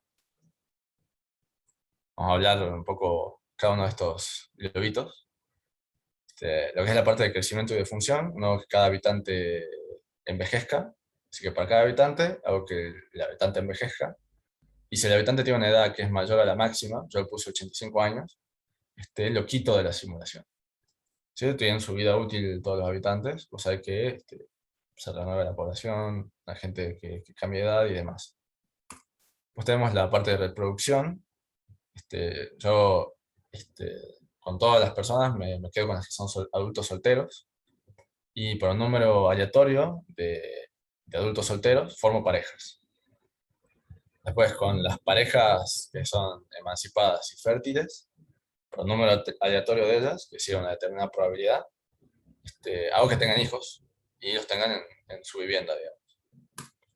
Ahora, para la emancipación, yo agarro los adultos que no están emancipados y las casas vacías, y para una cantidad aleatoria de adultos emancipados y casas vacías, hago esta acción. Si el habitante tiene pareja emancipada, se va a mover con su pareja. Si no tiene pareja, se va a una casa vacía cualquiera. Así que, todas hipótesis simples y relativamente razonables para una simulación de gente, de reproducción. Y como acá tenemos los primeros resultados, acá les muestro la distribución del tamaño de vivienda. Fíjense que yo todavía no he hecho test de fiteo de Poisson y demás, pero tiene pinta de Poisson, tiene un solo pico y decae. Algo interesante es que a medida que van pasando los años, fluctúa cuál es el tamaño típico de vivienda. Vemos que hay años donde la mayoría de las casas tienen 2 personas, que serían como estas líneas de acá, así que tienen una persona, y hay años que tienen 2 personas. Esto de hecho también se ve acá. Luego tiene acá el tiempo en años y el tamaño de vivienda, como acá. Estos son el mismo gráfico. La única diferencia es que acá las muestro en color 2D y acá muestro las barras todas juntas, y en color el año. Pero bueno, fijémonos que acá también se ve exactamente lo mismo. Hay veces que el negrito pasa o sea, el máximo de densidad del tamaño de vivienda, está en una persona por vivienda, y hay veces que está en 2. Y se va turnando dependiendo del año. En este caso, en esta simulación, para estos parámetros. Bueno, también está interesante. Yo acá en la simulación tengo un número fijo de personas, así que, y de número fijo de casas. Y la casa es como el recurso que controla cuánta gente puedo tener.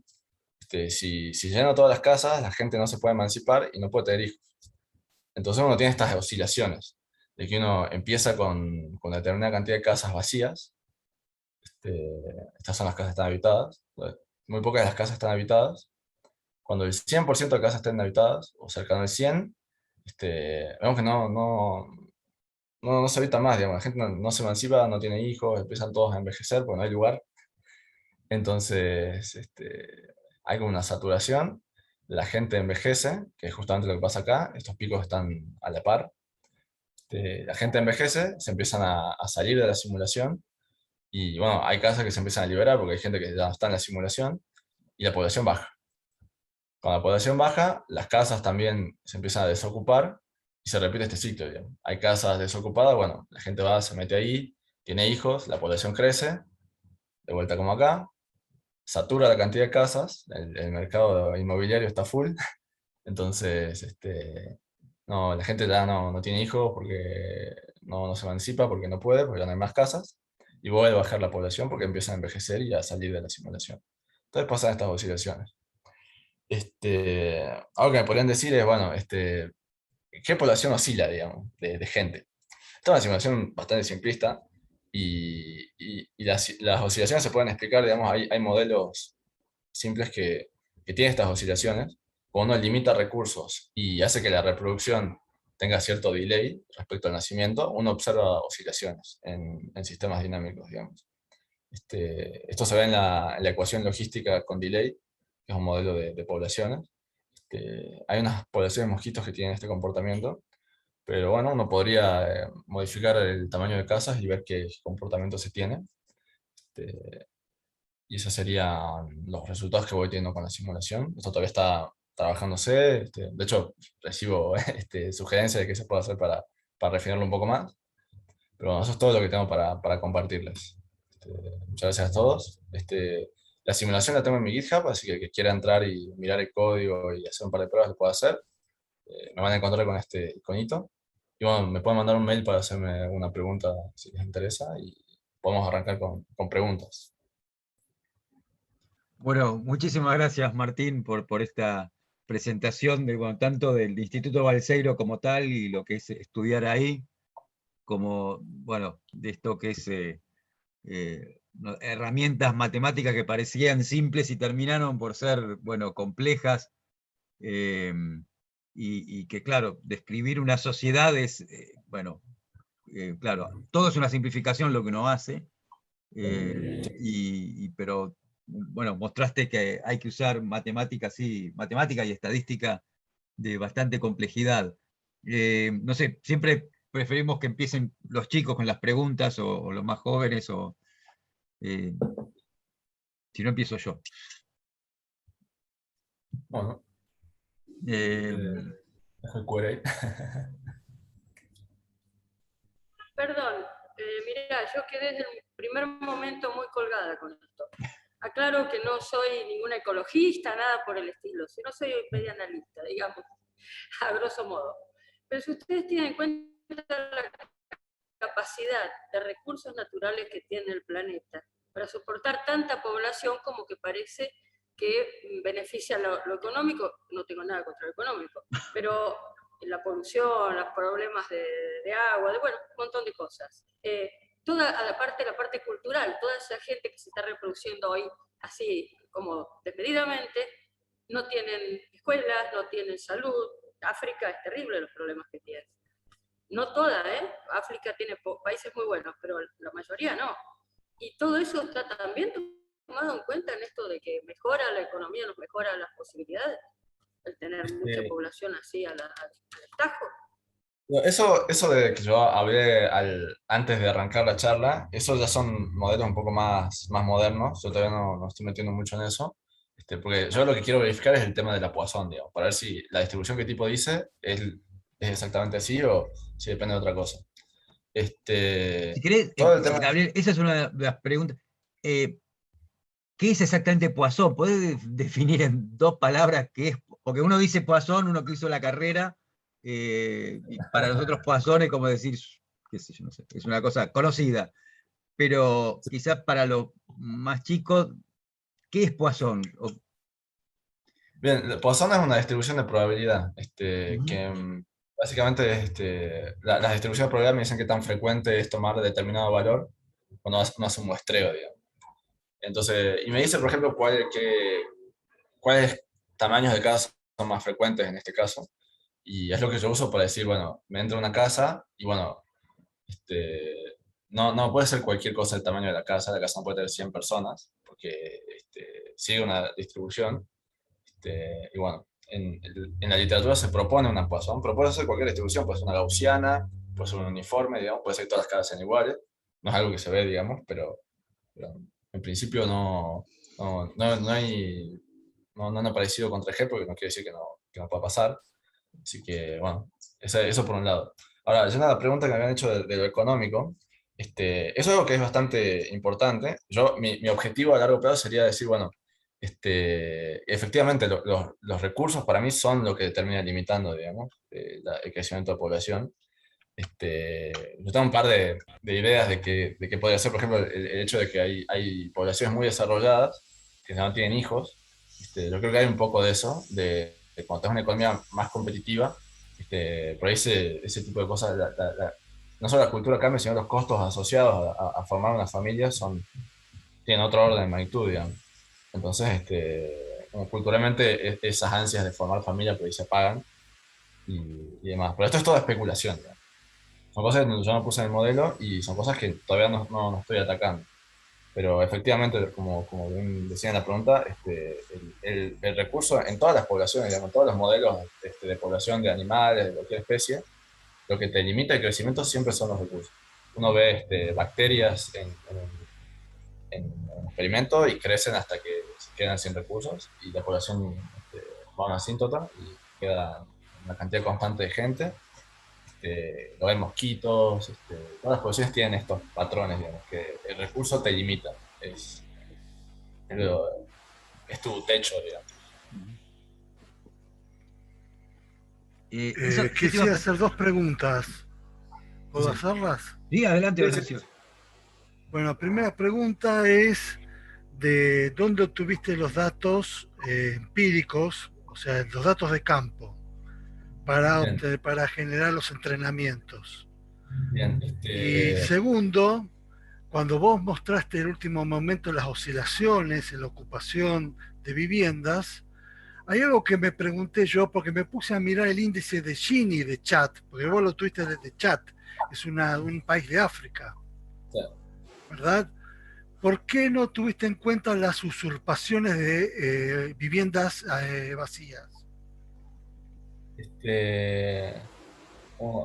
Claro. Sí, yo propongo que la gente se mete en una casa cuando se emancipa. Sí, eso es cierto. Claro, Algo pero la que, usurpación no la tuviste en cuenta. claro, Chad eso es un país con un índice de Gini bastante bajo. eso es cierto, eso es cierto. Hay un montón de cosas muy buenas, con la usurpación. Y, por ejemplo, yo les mencioné que Chad pasó por una guerra civil, pero en ningún momento lo metí en el modelo. Algo que todavía no he tenido datos suficientes como para decir, bueno, ¿qué más puedo considerar, digamos?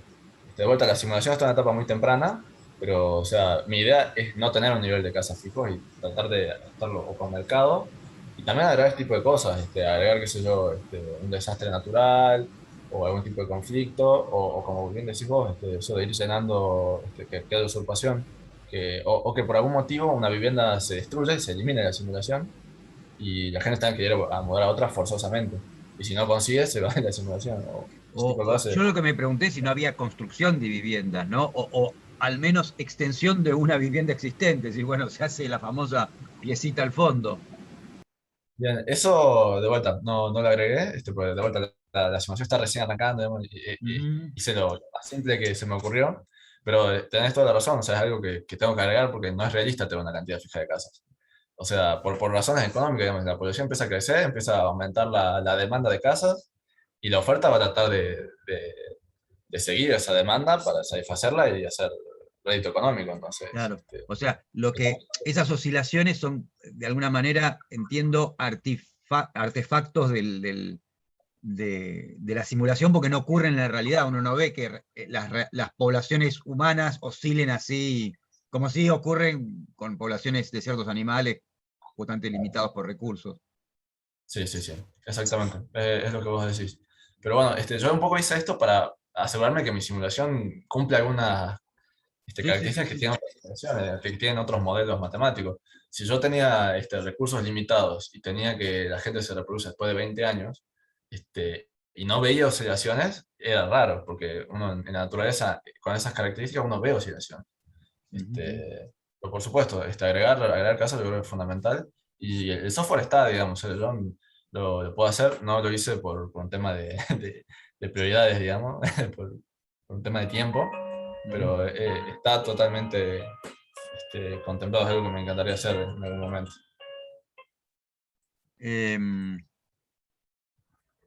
Bueno, pero igual es sorprendente como ya con estas, no sé, supuestos o presupuestos, conseguís una evolución demográfica, ¿no? En la simulación. Sí. Es muy peor. Yo también una cosa que obtuve son extinciones. Si los parámetros son de cierta forma, se extinguen. Así que eso no lo mostré, pero pasa también. Claro. Otra cosa interesante que tampoco mostré porque lo hice en simulaciones muy chicas. Fijémonos, estas simulaciones son de 20.000 personas. Ustedes me dirán, no es mucho, pero para la CPU no opina lo mismo, digamos, se calienta como loco. Es costoso a nivel computacional porque yo cada persona ocupa un espacio en la memoria y cada uno le tengo que hacer un proceso. Pero también algo que vi, por ejemplo, si subo mucho la natalidad, empieza a aparecer otro piquito, un piquito en casas más grandes. Eso también es interesante, que empiezan a ser más frecuentes casas sobrepobladas, por así decirlo. Acá hay mucho para jugar. ¿Puedo consultar yo? Sí. Buenas, ¿qué tal? Bueno, antes que nada, Martín, yo te quiero felicitar. La verdad que me parece excelente tu trabajo y muy interesante. Mi consulta iba, bueno, respecto a los comentarios anteriores, yo estoy seguro de que de alguna forma lo vas a poder resolver. Mi pregunta era si evaluaste usar otro paradigma de simulación. O sea, entiendo que este lo hiciste por agentes, pero si pensaste en hacerlo por dinámica de sistemas o por eventos discretos para reducir este costo computacional del que hablas. Bien, inicialmente yo lo que había hecho era, viste que yo digo que, bueno, según determinada probabilidad, hago que se fueran parejas o no. Yo lo que hacía inicialmente, que era bastante ineficiente, era tirar una moneda por cada habitante, y con eso decidía si ocurría el evento o no. Y la moneda va cargada con la probabilidad. Lo que hago ahora es algo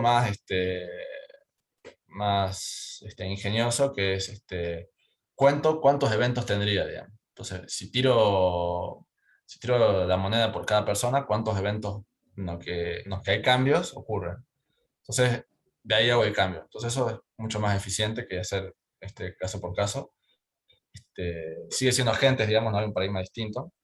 Yo me estoy tirando por agentes y considero que no, por el momento no voy a cambiar el paradigma porque me quiero fijar en esta cosa discreta de las viviendas.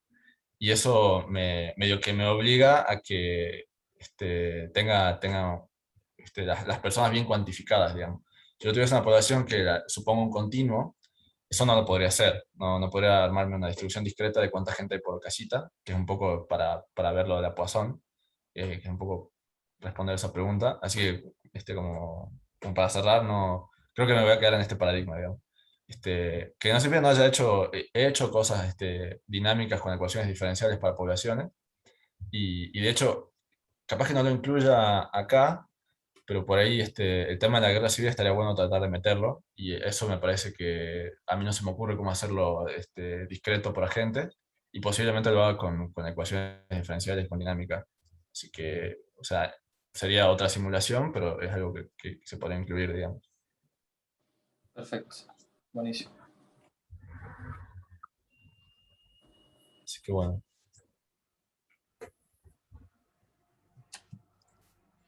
No sé, más preguntas. Yo les quiero mostrar unas fotitos de los Perdón. experimentos. Sí, sí. Yo quería preguntar nada más, pero ¿por qué llegás hasta 2000 años en la simulación? Básicamente porque eso es lo que le daba la CPU, digamos. Eso fue lo máximo que puedo ahora O sea, pero si vos limitás el tiempo, ¿te da la posibilidad de agrandar la cantidad de habitantes o son independientes? Digamos, uno tiene que ver con la memoria de la máquina y el otro con el tiempo que corres tu simulación. El tema de ir más tiempo es que yo estoy registrando todo, digamos. La estadística la voy guardando. Entonces, Claro. eso evidentemente me llena de RAM. Entonces, no sé si son 2000, pero o sea, hay un punto que va a tardar tanto que si justificación empieza a llenar la RAM, los procesos empiezan a ser más pesados, digamos, porque hay menos memoria libre para hacer el intercambio de memoria. Así que es todo un tema. Eso se puede solucionar con más poder de cómputo. Si me consigo un clúster, me podría sacar ese problema encima, digamos, lo dejo ahí andando y que consuma toda la RAM que pueda. Sí, bueno, por eso, digamos, como persona perteneciente a la CONEA, tenés acceso al centro de supercómputos Neurus. Digamos, vos podés pedir tiempo, no sé si ya lo usás. Todavía estaba gestionándose. El problema de eso es que tengo que pedir una VPN porque yo no estoy en Bariloche en este momento, y vamos también los de redes con este tema de la pandemia y las plataformas. Entonces, medio que... Sí, no es fácil acceder a Neurus porque además tenés que estar como esponsoreado por tu gerencia y demás, pero bueno, a futuro quizás está bueno, digamos, para poder tener vos mismo más poder de cálculo. Sí, totalmente. Algo que también estaba haciendo es pasar esto a GPU. Con GPU se Claro. puede paralelizar eso, se puede hacer más rápido. El problema de la RAM sigue estando, pero el problema de costo computacional, digamos, baja bastante. Yo, de hecho, tengo una implementación hecha primitivamente con GPU que funciona, pero hay trabajo para hacer para optimizarlo más, digamos. Claro. Eso. Bueno, gracias. Ahora les muestro un par de fotitos de mi paso por el eBay, un par de laboratorios que hay, sobre todo para los chicos, para que vean cómo viene la mano, qué laboratorios pueden hacer, qué cosas divertidas hay para ver al respecto. Así que ahí comparto la pantalla un ratito. Bien. No sé si me ven bien. Sí, sí, vemos bueno. Ahí lo cerré porque me equivoqué.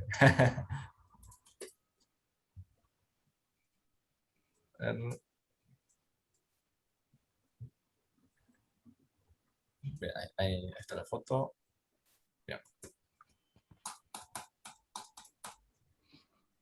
Bien. Está. Bien. ¿Se puede ver bien? ¿Se ven Sí. el cambio de foto? Sí, se ve bien. Bueno, yo les hablaba un poco de Mutec y de lo que era la microfabricación. Esta es una muestra que se hizo con equipo Mutec. Esta es la escala, digamos, así que ven que es totalmente minúsculo, es una cosa súper chiquita. Estos son unos equipos que usábamos para un laboratorio, un sistema de bobinas. Esto doradito que ven es un conductor que se deposita sobre un sustrato. Acá muestro un poco, digamos, cómo es la técnica. Hay dos formas de hacerlo, ¿no? Esto se usa también para lo que es crear GPUs, o CPU, GPUs, todo lo que es con silicio, todo este tipo de cosas de semiconductores. Se deposita el conductor. En este caso usamos plata, pero se suele usar otro tipo de materiales. Y hay dos formas de hacerlo. Uno pone resina, uno usa una máscara, que es esta parte de acá, digamos, una máscara que tiene la forma de lo que uno quiere armar, irradia, y le queda la resina como sensible a un determinado solvente, y se quita esa parte de resina. Después uno deposita el conductor que le interesa, y después saca el resto de la resina, y le queda el patrón que uno quiere. Entonces es un poco la técnica así, resumida, rápido de las piñas, pero es interesante porque se está usando bastante para hacer todas cosas de nanotecnología. De hecho, este dispositivo, la idea era usarlo para medir propiedades magnéticas, pues son bobinas. Así que muy, muy interesante. Este es el equipo completo, así que este cuadrito, háganse una idea, que cabía en un espacio como entre estos dedos, así que era totalmente minúsculo. El tipo esto es lo que uno veía de lejos, digamos, uno ni siquiera podía ver la separación entre líneas. Bien, este es un experimento que hicimos también en el instituto. Era para depositar plata y medir la conductividad con el espesor de una lámina de plata, para ver cómo cambia la conductividad cuando uno tiene láminas delgadas. Que ahí la física de la conducción es distinta, porque hay más interacción, digamos, con el borde, hay más efecto de borde, y la conductividad baja. Así que uno tiene resistencias más altas para láminas delgadas. Obviamente después pasa un determinado umbral de espesores, y ya recupera la idea, digamos. Pero hay un régimen microscópico donde la conductividad no sigue, digamos. Así que eso está interesante también. A ver, estamos. Bien. Bien, esto es un poco el equipo que usábamos. Este es un sistema de vacío, y hay manómetros para medir presión. Hay un display donde mostraba todas las presiones. Esta es la cámara de vacío. Uno la sellaba, había un aceite que se usaba para sellar, era un sistema bastante copado. Pero bueno, uno tenía este sistema de refrigeración en agua para controlar la temperatura, pero ya se me quemaba todo. Se quedaba todo, ¿por qué? Porque tenía un filamento que calentaba toda la plata y le evaporaba, y la depositaba acá. Este era como mi conductor, el que le iba variando el espesor y le medía la resistencia. Entonces, con esto uno veía, digamos, a distintos espesores cómo cambiaba la resistencia, y veía ese efecto microscópico que les decía, que no respetaba el idioma. Y bueno, uno medía la masa con esta microbalanza, que también es un sistema bastante sofisticado.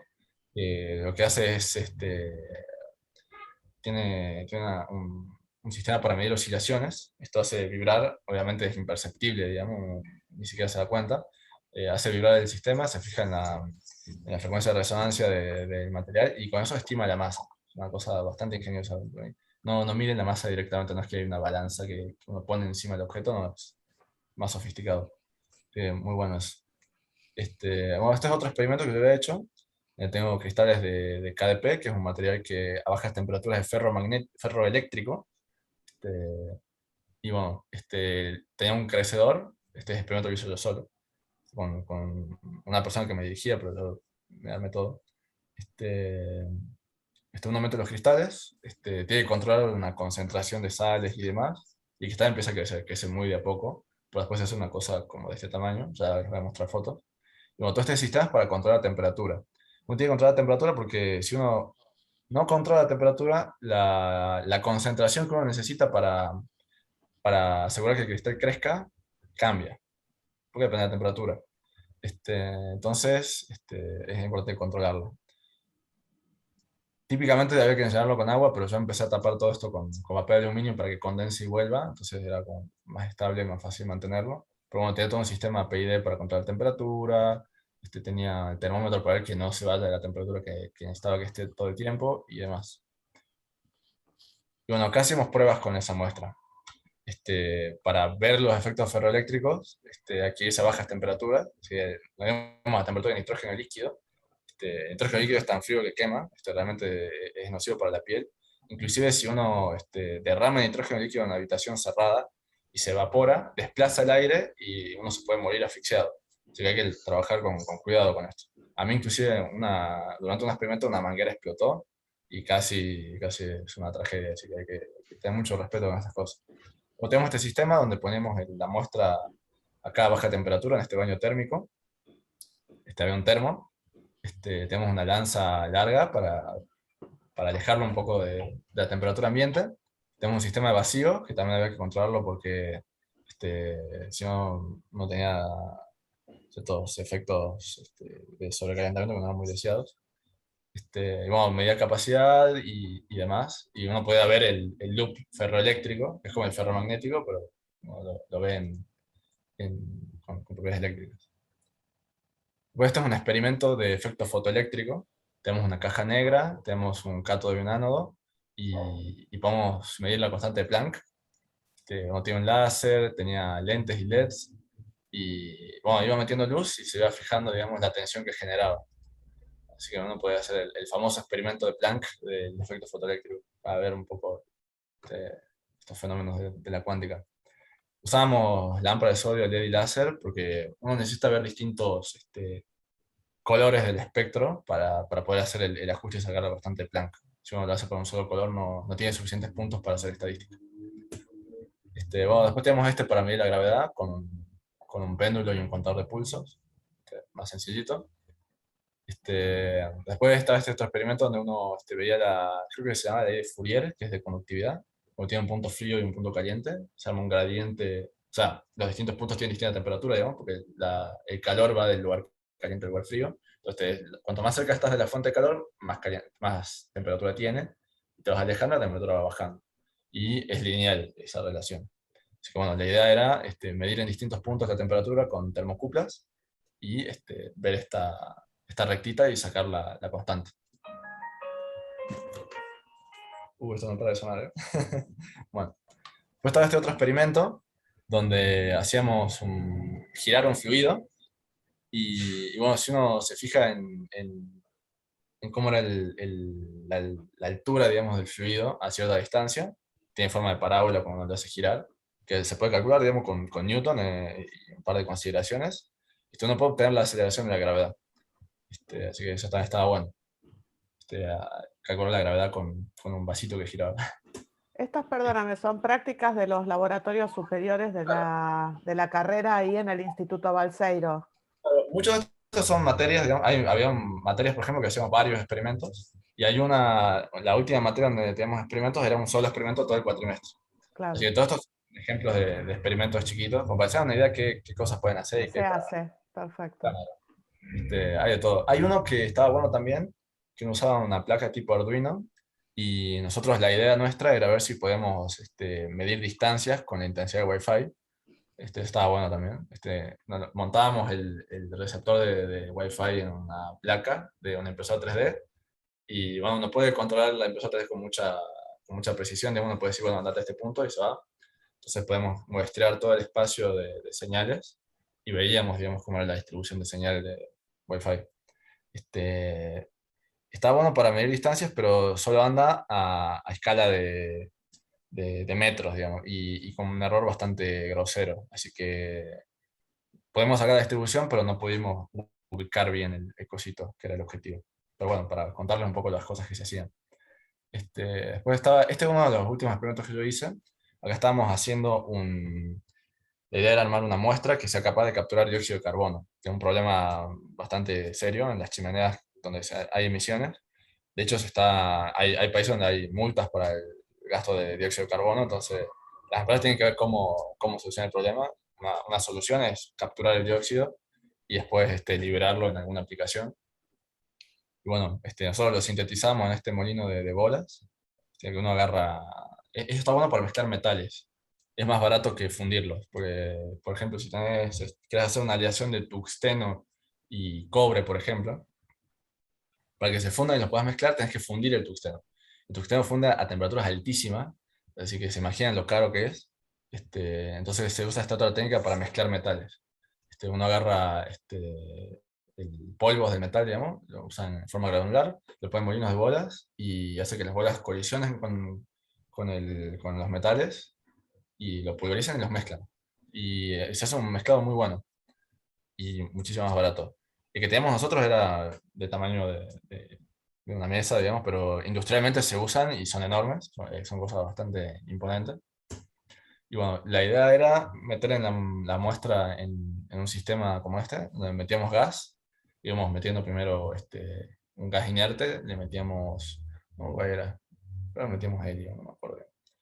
Pero bueno, metíamos un gas inerte y, no, helio era muy caro, no me acuerdo cuál era el gas.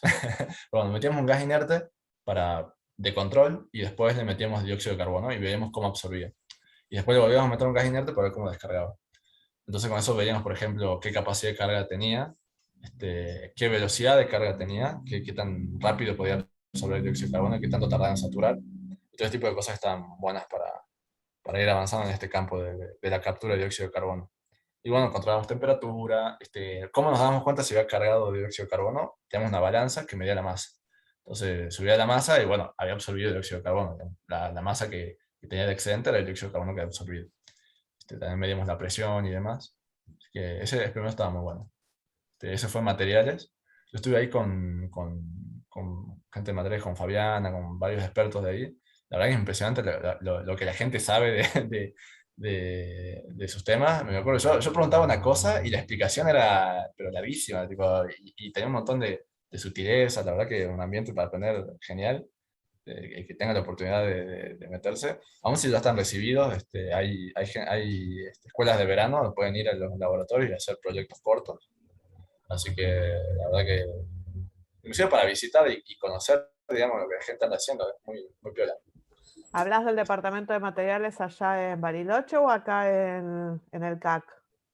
Yo conozco el de Bariloche, el de ok. acá no lo conozco, pero también escuché cosas muy buenas. Había una chica que me había contado de cómo hacían la sintetización de algunos cerámicos y la verdad que sonaba muy divertido. Sí. No, después les muestro ahora para relajar fotos de Bariloche. Esto es en un lago, en un cerro. Esto es cuando está nevando, hacemos muñequitos de nieve. Son los cristales que yo les contaba que sintetizaba. Arranca con una semillita de chiquita, después se hacen más grandes y uno hace cortes y eso le calcula el loop ferroeléctrico. Esta es la de lanza donde uno pone la muestra. Fíjense que está como blanquito, es porque es todo el agua que se le condensó de lo frío que está, pues está en un baño de nitrógeno líquido. Sí, se pueden imaginar, está congeladísimo. Y bueno, después, un poco por eso poníamos en vacío, pero también si no había vacío, se condensaba y teníamos cortocircuito. Así que ese era el motivo del vacío en este sistema. Bueno, estos son los cristales que crecíamos. Vamos a ver unos cuantos equipos de la sala de física tecnológica. Esta es la vista dentro de la sala de física tecnológica. Acá hay un par de lagos, unos arroyitos de Bariloche muy lindos. Esta es la comida de Bariloche, uno de los grandes atractivos. Esto es una heladería, hay por todos lados. Ahí estoy yo comiendo una hamburguesa. Yo con Jesús.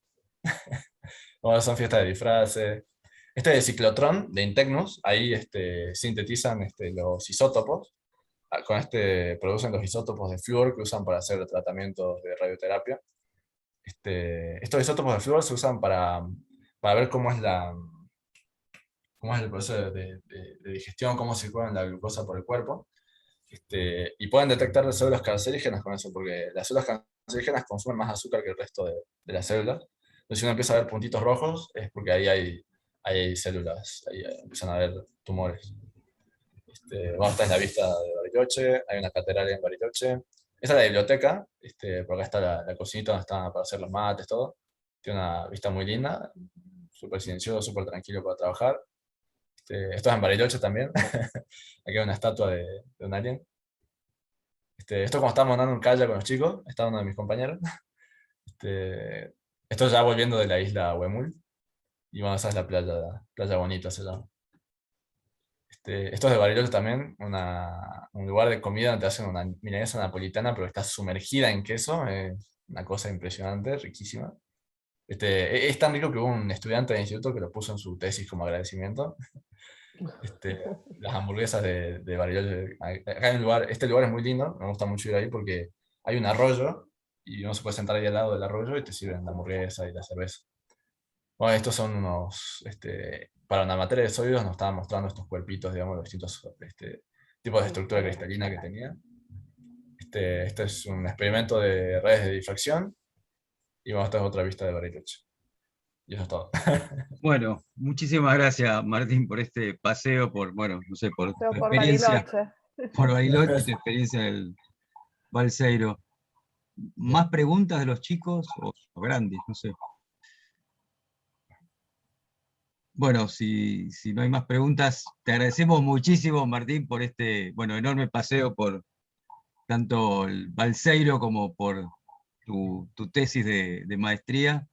Y bueno, le agradecemos a todos y bueno, disculpen hoy el inconveniente técnico de la interrupción.